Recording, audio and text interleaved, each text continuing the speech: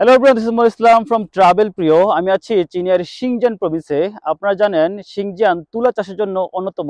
চীনের বৃহত্তম তুলা উৎপাদনকারী এলাকা হচ্ছে শিংজিয়ান, যা চীনের মোট তুলা উৎপাদনের 80%-এরও বেশি। চীনের টেক্সটাইল হিট শিল্পের জন্য এই শিংজিয়ানের তুলা অপরিহার্য এবং আহ, চীনের টেক্সটাইল কোম্পানিগুলো এই শিংজিয়ানের তুলার উপরে ডিপেন্ডেন্ট। শুধু তাই নয়, ওয়ার্ল্ড ওয়াইড শিংজিয়ানের তুলা গুরুত্বপূর্ণ রোল প্লে করে থাকে এবং বিশ্বের নামি দামি ব্র্যান্ডগুলা এই শিংজিয়ানের তুলা ব্যবহার করে থাকে। ওকে দর্শক, আমি এখন এই মুহূর্তে আছে হচ্ছে শিংজিয়ানের তুলা চাষের একটি জমিতে।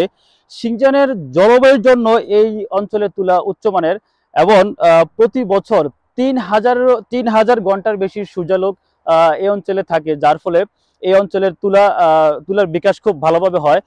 শুধু তাই নয়, শুষ্ক জলবায়ুর জন্য এই অঞ্চলে কীটপতঙ্গ এবং রোগের ঝুঁকি কমায় এই অঞ্চলের তুলার গুণগত মান বজায় থাকে। এই শিংজিয়ানের তুলার অন্যতম বিশেষত্ব হচ্ছে লং স্টেবল ফাইবার্স, যার ফলে এই অঞ্চলের তুলা মসৃণ, নরম এবং টেকসই হয়ে থাকে।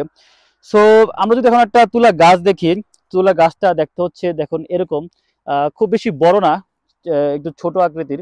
এই যে, আর এটাকে যদি আমরা ফুল বা ফল ধরে নেই, এটার মধ্যে হচ্ছে তুলাটা থাকে। দেখে কিন্তু বোঝা যায় না যে এত শক্ত একটা খোলসের ভিতরে এত নরম একটি তুলা। এই তুলাটা ফেটেই মূলত হচ্ছে এরকম ভাবে হচ্ছে তুলা বের হয়। এই যে আপনি দেখতে পাচ্ছেন। সো আমি যদি একটু তুলা নিয়ে জাস্ট একটু পেঁচিয়ে এটার স্টেবিলিটিটা দেখি, দেখুন কিন্তু অনেক শক্ত, অনেক টেকসই, অনেক মজবুত কিন্তু এই তুলাটা, যার ফলে বিলাসবহুল পণ্যে কিন্তু এই তুলা ব্যবহার করা হয়। So that's all for today. আপনারা আমার ভিডিওটি শেয়ার করে দিবেন অ্যান্ড ফলো ফর মোর।